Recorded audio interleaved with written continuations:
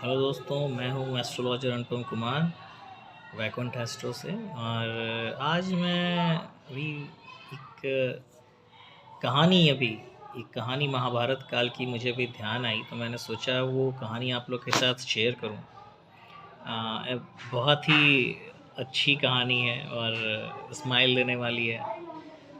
कहानी तो बहुत सीरियस है, बट आप लोग सुन के इसको हंस सकते हैं। ये है कि ये कहानी एक्चुअली हम लोग को ये बताती है ना कि आत्म प्रशंसा, क्या कहते हैं ना, आत्म प्रशंसा कैसे आदमी को एक डाउनफॉल पे ले जाती है। जब लोग नार्सिज्म, जिसको नार्सिस्टिक बिहेवियर कहते हैं आज के टाइम में, तो अगर ऐसे लोग अभी आज के टाइम में बहुत ज़्यादा दुनिया में हो गए, और कैसे एक आत्म प्रशंसा नार्सिस्टिक बिहेवियर आदमी को डाउनफॉल की तरफ ले जाता है।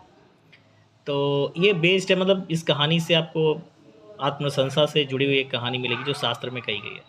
तो हुआ क्या कि एक बार महाभारत के टाइम में जब द्रोणाचार्य की मृत्यु हो गई और बाकी सारे लोग, मतलब पितामह भीष्म भी तीर की शैया पे बैठे हुए थे, और द्रोणाचार्य की मृत्यु हो गई, अश्वत्थामा वगैरह सब कुछ डिफीट हो गया, बट कर्ण डिफीट नहीं हो पा रहा था।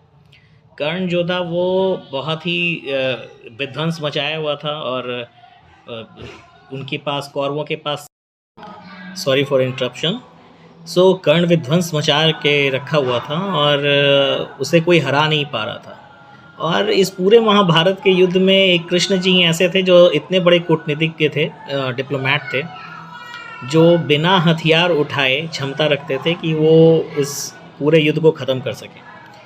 तो बात यहाँ पर हुआ कि जब शस्त्र से कर्ण को हराया नहीं जा पा रहा था, तो कृष्ण भगवान ने सबसे पहले अपने डिप्लोमेटिक बिहेवियर का यूज़ करके, कूटनीति का यूज़ करके, सबसे पहले कुंती माता को कर्ण के पास भेजा। और कुंती माता कर्ण के पास जाकर के उससे बोली कि युद्ध ना करे, वो उन लोग का भाई है और कर्ण भी उन्हीं का पुत्र है। तो कर्ण ने बोला कि ठीक है, अगर ऐसा है तो माँ, आपके 5 पुत्र हमेशा जीवित रहेंगे, मैं सबको छोड़ दूंगा, लेकिन अर्जुन को मैं मार दूंगा। अब पुत्र पुत्र होता है, पुत्र का मुँह होता है। तो लेकिन कर्ण फिर भी नहीं माना। तो फिर हुआ क्या कि अब युधिष्ठिर भी ऐसे तो बहुत संयम से काम ले रहे थे, पूरे महाभारत में उन्होंने संयम से ही काम लिया था। लेकिन उस दिन शाम के समय जब सभा हो रही थी तो व्याकुल हो गए युधिष्ठिर जी भी, और उन्होंने गुस्से में आकर के अर्जुन से कहा कि तुम तो कहते थे कि तुम बहुत बड़े ब्रह्मांड के धनुर्धर हो, पृथ्वी पे सब तुमसे बड़ा धनुर्धर कोई हो नहीं सकता, क्या हो गया तुम्हारी गांडीव को। और ये वो पूरा गुस्से में धैर्य छोड़ करके युधिष्ठिर जी ने बोल दिया गांडीव के बारे में भी। और अब उसके बाद पूरे सभा में सन्नाटा पसर गया। उसका रीज़न ये था, कारण ये था कि अर्जुन ने प्रतिज्ञा ली थी कि जब भी अगर उसके गांडीव का कोई अपमान करेगा तो वो उसको उसी गांडीव से उसको मृत्यु प्रदान करेगा, उसका वध कर देगा। अब यहाँ पर बात आ गई कि अब तो युधिष्ठिर जी ने गांडीव का अपमान कर दिया, और अब धर्म संकट ये आ गया कि प्रतिज्ञा ली हुई थी कि जो गांडीव का अपमान करेगा उसको अर्जुन वध करेंगे उसका। तो अब तो युधिष्ठिर जी का वध करना पड़ेगा अर्जुन को। तो वैसे गहन समस्या में अब कुछ जब समझ में नहीं आता, तो फिर अपने कृष्ण भगवान आए, और कृष्ण भगवान ने कहा कि देखो, बात ऐसा है कि शास्त्र में कहा गया है कि शास्त्र में ये वर्ड यूज़ किया गया है कि अब कि जब भी अगर, क्या कहते हैं ना, कोई मतलब अगर कोई अपने पिता का अपमान करता है तो वो पिता की मृत्यु तुल्य होता है। वो पिता के मृत्यु का उसके ऊपर उस वे में उसको सज़ा मिलती है कि उसने पिता का अपमान ही पिता की मृत्यु हत्या की है, पितृ हत्या का दोष लगता है। तो अब वहाँ पर हुआ क्या कि कृष्ण जी ने बोला कि एक काम करो, बड़ा भाई पिता समान होता है, तो तुम जाकर के अपने बड़े भाई का अपमान कर दो, तो तुम्हारे ऊपर पितृ हत्या का दोष लग जाएगा। तो एक तरह से तुम अपने बड़े भाई का हत्या कर दोगे। तो ये बात अर्जुन जी को अच्छी लगी। उन्होंने सभा में गए और जाके युधिष्ठिर जी को खूब लथाड़ा कि आपकी वजह से ये महाभारत का युद्ध हुआ, आप कैसे राजा हैं, कैसे धर्म धारण करते हैं, आपने जुआ खेला, क्या कहते हैं ना, जुआ में राज्य को हारा, सब कुछ हार गए, धन दौलत राज्य सब हारा, आपने अपनी पत्नी को दांव पे लगा दिया, अपनी छोड़ी, आपने तो अपने 5 भाइयों के अपने बाकी भाइयों की पत्नी को भी दाँव पे लगा दिया और आप अपने आप को महान कहते हैं, ये वो करके उसका बहुत अपमान किया।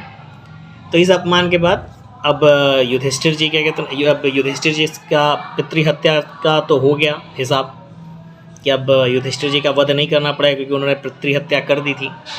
अब उसके बाद मज़ा ये आया कि अब इसमें ये कहा जाता है कि अगर कोई पितृहत्या का दोष किसी के ऊपर लगता है तो उसको खुद आत्महत्या करना होता है। ठीक है, तो अब तो अर्जुन जी ने अपने पितृहत्या का दोष उनके ऊपर लग चुका था शास्त्र के अनुसार, तो अब बोले कि अब तो भाई मुझे अपनी चिता सजानी होगी। तो चिता सजाने के लिए जब बारी आई तो अब फिर से वहाँ पर माहौल ख़राब हो गया कि अरे भाई अब तो अगर अर्जुन खुद आत्महत्या कर लेता है तो फिर कैसे काम चलेगा।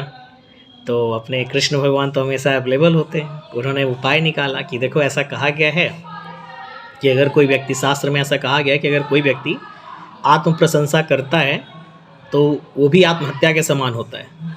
ठीक है, तो एक काम करो, तुम सभा में जाओ और सबके सामने अपना आत्म प्रशंसा कर लो। तो फिर क्या कहते हैं ना, ये बात सबको जच गई कि हाँ चलो, क्या कहते हैं ना, ये तो इस आत्महत्या के बराबर होता है। तो फिर अपना गए और इतना हारते हुए माहौल में भी अर्जुन जी ने अपना खूब अपना प्रशंसा किया कि मैं तो ऐसा हूँ, मैं तो वैसा हूँ, ये हूँ वो हूँ करके आत्म प्रशंसा करके, और वो अपने शास्त्र के अनुसार आत्महत्या का भी विधि पूरा कर लिए।